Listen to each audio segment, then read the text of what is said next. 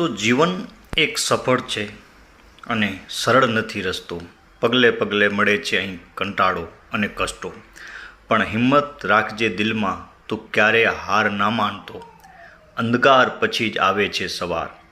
જ્યારે દુનિયા કહે કે તું નથી કરી શકતો, ત્યારે તારો આત્મવિશ્વાસ કહે કે હું કરી શકું છું. હરેક નિષ્ફળતા શીખવે છે નવો પાઠ.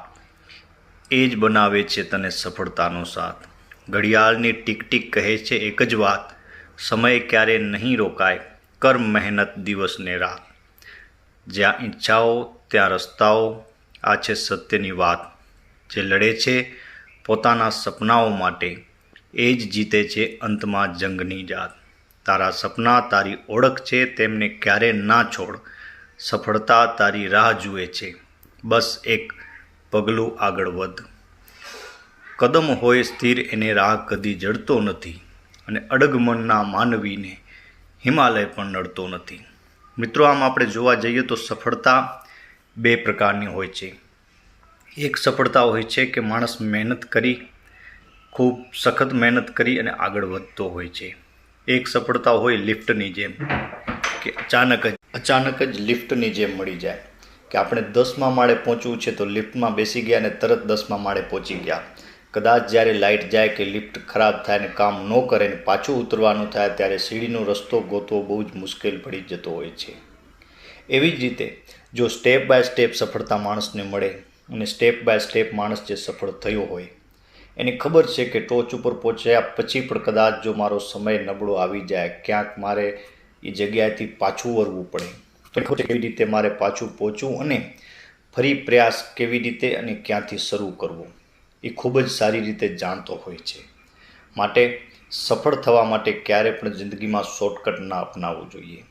ક્યાંક શોર્ટકટ અપનાવ્યો એટલે ક્યાંક તુક્કો લાગી ગયો, કિસ્મત કામ કરી ગયા, કે કોકના સહારાથી સફળ થઈ ગયા.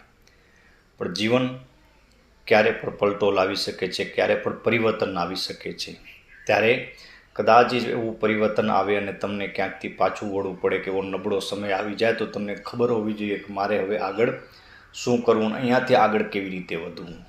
એટલે લિફ્ટથી ડાયરેક્ટ સફળ થયેલા લોકોને જ્યારે ક્યારેક જિંદગીમાં આવો સમય આવે ત્યારે ખૂબ પસ્તાવો કરતા હોય છે. માટે કદમ હોય સ્થિર એને રાહ કદી જડતો નથી, ને અડગ મનના માનવીને હિમાલય પણ નડતો નથી. બની શકે જિંદગીમાં માણસ 2, 3, 4 વાર નિષ્ફળ થાય, સફળતા ન મળે, એટલે કારમીટનો કદાચ જો પથ્થર હોય ને, એ પથ્થર ઉપર સતત 10 ગણના ઘા મારો અને ન તૂટે, 11મા ગાય જ્યારે તૂટી જાય, તો સમજવાનું કે ઓલા 10 ગાયે એને સતત તોડવાનો પ્રયત્ન તો કર્યો જ છે, ત્યારે એ પથ્થર 11મા ગાયે તૂટ્યો છે. એટલે પથ્થર ભલે છેલ્લા ગાયે તૂટે, પણ એના પહેલાંના ગા તો નકામા નથી જતા.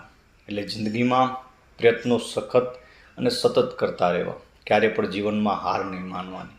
કારણ કે અત્યારના સમયમાં જે ચાલી રહે વર્તમાન સમયમાં સફળ થવું ખૂબ જ જરૂરી છે દોસ્ત. અને આત્મવિશ્વાસ સાથે જે વ્યક્તિ હંમેશા આગળ વધતો હોય ને, એ ક્યારે પાછળ નથી પડતો. એટલે જીવનમાં ક્યારે પણ હાર માનવી નહીં, એટલે જીત તમારી જ છે મિત્રો. સપનાઓ મોટા રાખો, દુનિયા નાની પડી જશે. એક નિર્ણય જ્યારે જીવન બદલી નાખે છે. મહેનત ક્યારે બેકાર જતી નથી. આજનો સંઘર્ષ આવતીકાલની સફળતા છે મિત્રો. ત્યારે જીવનમાં ખૂબ મહેનત કરવી અને એક આત્મવિશ્વાસ સાથે આગળ વધતા રહેવું. કારણ કે આત્મવિશ્વાસ છે એ તમને સફળતાની સીડી સુધી પહોંચાડી દેશે. અને સખત મહેનત છે, સખત પરિશ્રમ છે, એ સફળ